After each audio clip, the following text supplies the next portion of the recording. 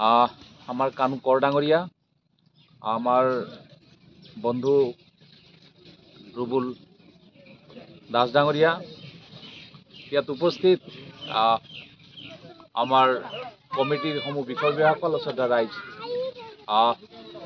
আজি প্ৰথম দিন উদ্বোধনী অনুষ্ঠানটোত মই উপস্থিত আছোঁ আৰু নিশ্চয় বতৰ ইতিমধ্যে বেয়া, বৰষুণো পৰিছে।